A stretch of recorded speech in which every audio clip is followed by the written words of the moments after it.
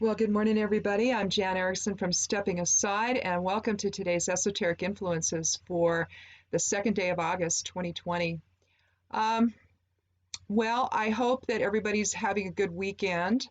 It's really warm here on the high desert and kind of staying in a lot. I don't know.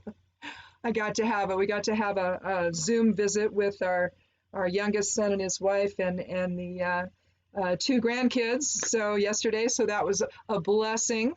My husband's making more cookies and to send on. This time they're going to be shortbread cookies, so it won't be the chocolate chip oatmeal ones he sent, because literally you could inhale the smell of them and get a headache from all the chocolate chips in it. It's like they're little kids. Anyway, so mom and dad probably will have those, although my 3-year-old granddaughter loves them, so I don't know. Have to be a little careful there. Too much sugar, I think. But in any event, the shortbread ones should be better. So we'll send them off probably, oh, I don't know, maybe tomorrow or something, or Tuesday, so that they'll have that.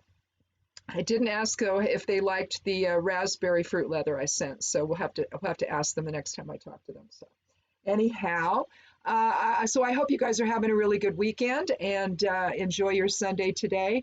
We have an 8-2-22 energy, 2 for the day, 8 for the month, 22 again for the year. So, 2 is about duality and polarity and decisions and bringing things into balance, looking at things from a dispassionate standpoint. Think the 2 of swords if you want to think that. But understand the cause and effect nature and apply of the 2 today and apply balanced reason to the current situation at hand.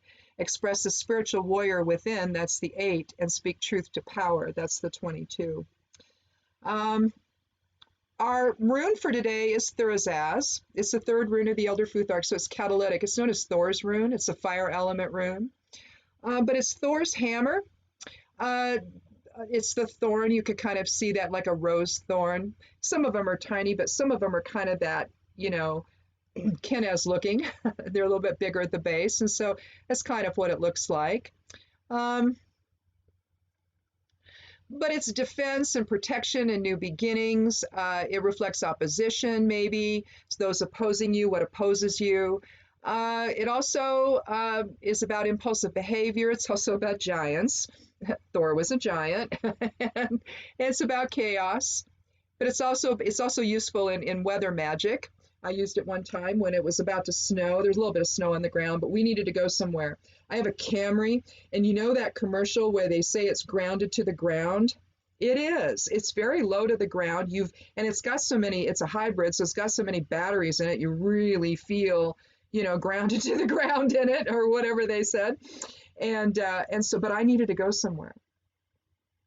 I didn't have my RAV4 anymore where I could, kind of not worry so much about when it first starts to snow. And it was threatening, and there was a little bit of snowflakes here and there. And it's like a little bit on the ground. I'm like, no. I got to go somewhere. And so I just wrote up a quick weather magic spell. I went out, I performed it, and the clouds indeed, dissipated, and we were able to go and do what we needed to do and get back before the deluge hit. But it was supposed to be hitting right then, so I don't know. It seemed to work that day. But today we're going to break through frustrations that may occur by controlling our impulsive behavior.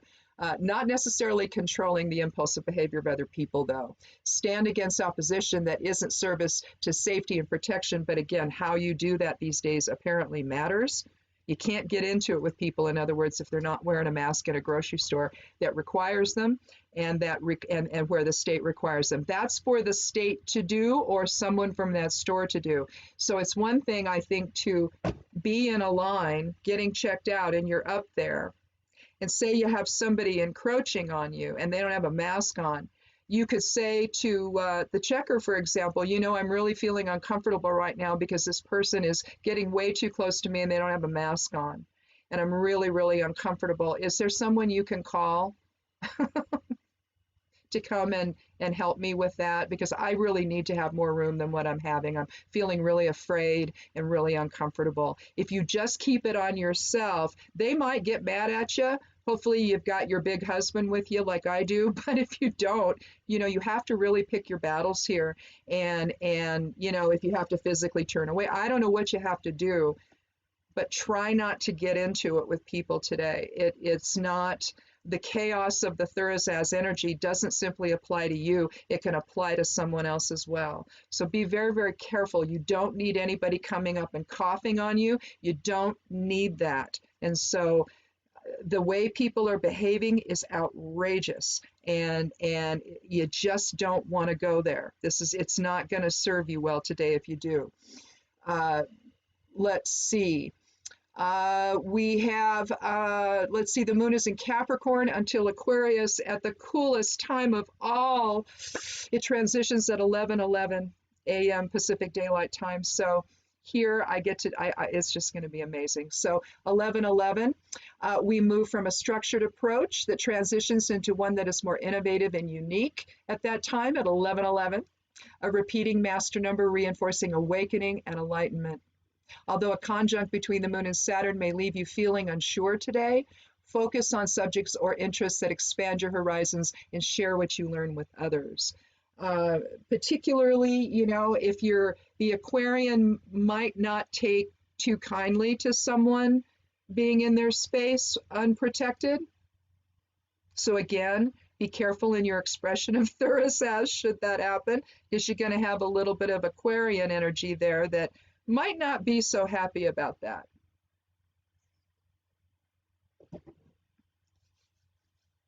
So moving on to lastly to the human design stuff for today, and then we'll let you get back to your day. The channels of awareness and open continue to be active today, indicating higher self is impacting our relationships today. Maintain a dignified approach with an imposed limitation. Again, think the moon in Aquarius, and think Thurisaz. If retreat is necessary, know that it's in service to self-renewal or self-protection, maybe. But if not, move forward in shared understanding and purpose with others, and let go of any relationships that don't support a positive outcome and who cannot envision a unified approach. That may be, if you find yourself not at a grocery store today dealing with something like that, maybe you're just, maybe you have neighbors that aren't taking precautions, or you have friends or whatever that want to get in your face about it, the fact that these people aren't your friends, at least not right now. Maybe in time when all this passes and you can maybe come back together and talk about, how all this happened between you and what the dialogue was, and maybe at that point they will have a better understanding of what this all was and what the fallacy of their perceptions actually was, and how that was impacting their relationships with others, especially when they find no one will talk to them anymore. I don't know. I think that it's coming down to that is are you going to help protect all of us, or are you not? And if you aren't, then you can just go over there and stay away from me. It's really that simple. For some of us, our immune systems are compromised enough, and I really would suggest to everybody in this country, given the way our food supply is, that everyone's immune system is compromised in some way.